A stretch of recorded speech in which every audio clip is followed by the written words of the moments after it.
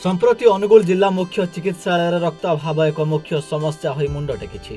दूर दूरांतर आसुथुवा रोगी माने रक्त न पाई हैरान होउछन्ति, जहाकु नै बुद्धिजीवी महलरे आलोड़न सृष्टि होइछि।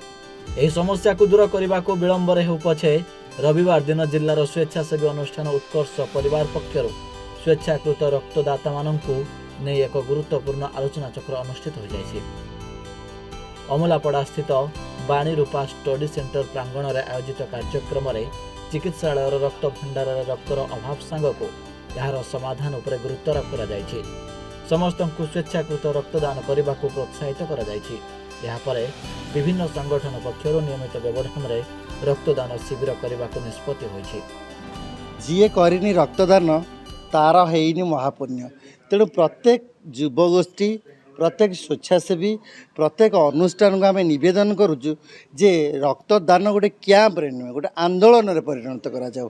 ये जो ग्रीष्म प्रवाह हेतु प्रति राज्यर प्रति हॉस्पिटल गुड़ाक रक्त समस्या रही। तेणु आम अनुगुल रे इतने समस्या तेणु आज जदि ब्लड बैंक रे ब्लड गोटे भी ना तेणु जी दब गोटे डोनर हिसाब से सी जड़े ब्लड टे नब।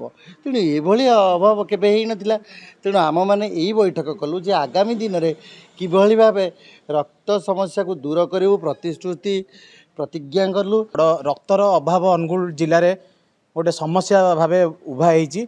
आम आज गोटे सबू ऑर्गेनाइजर मानक नहीं गोटे मीटिंग कराई आज ता विषय चर्चा है।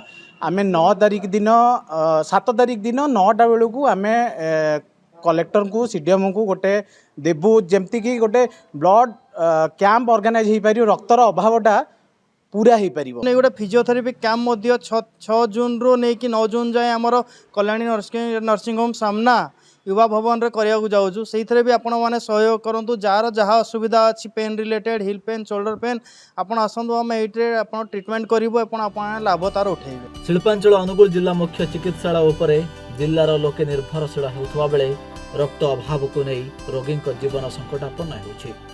अनेक समय दुर्घटना जनित रक्तस्राव घटुवा व्यक्ति को ठीक समय रक्त न मिलवा कारण सेमानंकर मृत्यु होउछि।